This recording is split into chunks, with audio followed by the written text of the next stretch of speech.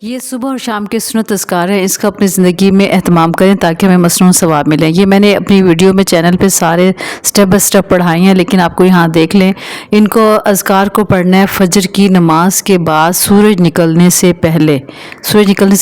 ان کو پڑھنا ہے، تو یہ اذکار بھی ہوں گے اور حفاظت بھی ہوگی اس سے۔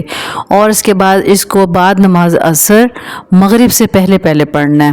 تو یہ ہمارے پھر مسنون اذکار کہلائیں گے۔ اور وہ مسنون اذکار جو نبی کریم صلی اللہ علیہ وسلم نے ہمیں تعلیم فرمائی ہیں، اور ہمیں تمام اس عمل کا اہتمام کرنا چاہیے جو ہمیں قرآن و سنت کے حوالے سے سکھائے گئے ہیں۔ اس کے علاوہ جتنے بھی اذکار ہیں، اگر آپ کے پاس بہت ٹائم ہے، ہمت ہے، تو جو علماء نے بتائی ہیں اور اس کے علاوہ جو بتائی ہیں تو ضرور وہ اذکار وظائف کیجیے، لیکن سب سے پہلے مسنون اذکار کو اپنی زندگی میں شامل کرنا چاہیے تاکہ ہم اس کا بینیفٹ پورا حاصل کر سکیں مسنون طریقے سے۔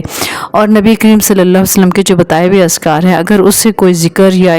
کوئی تسبیح یا کوئی ایسی بات ٹکرائے تو اس کو ہمیں نہیں کرنا چاہیے۔ ہمیں جو پریفر کرنا چاہیے زیادہ سے زیادہ مسنون اذکار کو کرنا چاہیے۔ اور مسنون اذکار کے علاوہ کچھ بھی کوشش کریں ہم ایسا نہ پڑھیں جس کا ہمارے نبی صلی اللہ علیہ وسلم نے ہمیں نہیں بتایا۔ اچھا، اذکار میں جو گنتی ہوتی ہے وہ گنتی بھی انہی اذکار کی گنتی رکھیں جن کے بارے میں بتایا گیا کہ اس کو 3 دفعہ پڑھنا ہے، 4 دفعہ پڑھنا ہے، یا 10 دفعہ یا 7 دفعہ۔ اس کے علاوہ جتنی بھی لاکھوں میں جو اگر تعداد بتائی گئی اور آپ صلی اللہ علیہ وسلم کی بتائی ہوئی تعداد سے کوئی تعداد ٹکرا رہی ہے تو وہ ٹکرار کو رد کر دیں،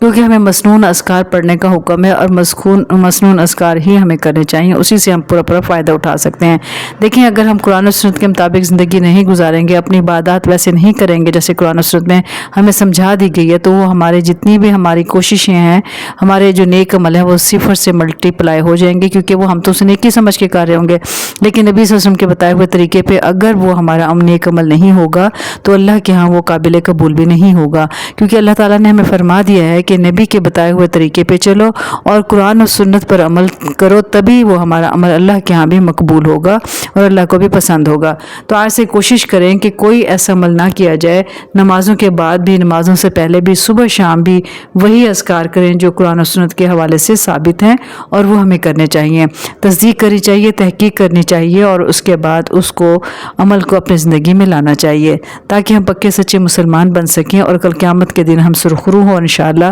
اللہ کی بارگاہ میں جب حاضر ہوں تو ہمارے لیے خوشی کا باعث